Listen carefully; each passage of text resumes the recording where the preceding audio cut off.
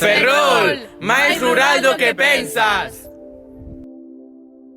Un instituto de Ferrol nun concurso de Somos Rural? Pois sí, porque Ferrol ten máis rural do que ti pensas. Acompáñanos a descubrilo.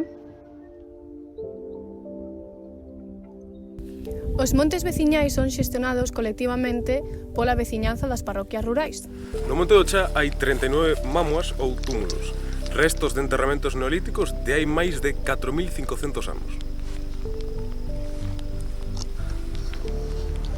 Aínda que, lamentablemente, non conservan os dolmes porque o monte foi usado como canteira durante séculos.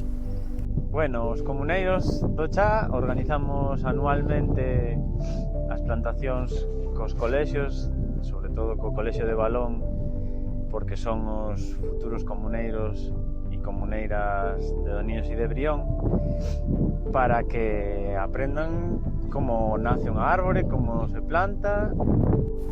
No Monte do Chá, os cabalos de pura raza galega fan unha importante labor de control do mato, prevenindo incendios e aumentando a biodiversidade.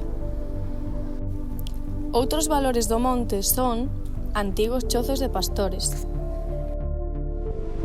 charcas con moita diversidade de anfibios E miradoiros impresionantes.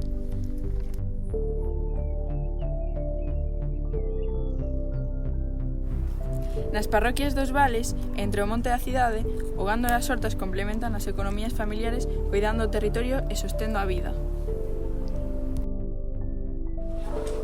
O que cultiva un sabe mellor.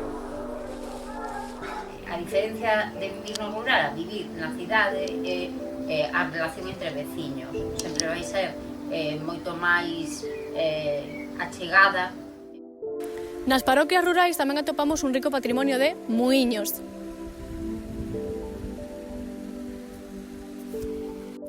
Lavadoiros. Fontes.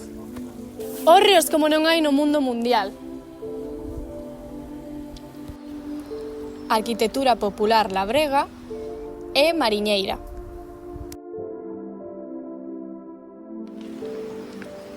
Un dos poucos de tradición mariñeira máis bonitos de Ferrol é San Felipe. Achegándonos a Ferrol, atopámonos co barrio de Canido.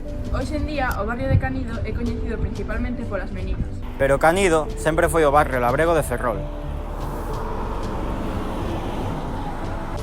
Esta tradición continúa con moitas hortas particulares, ademais das hortas comunitarias do barrio.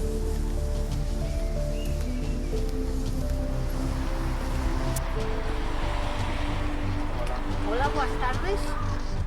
Xuntar a xente que é tan bonito para colaborar e facer os traballos na horta, tamén enseñamos a xente nova que se pode cosechar o que comemos de forma natural.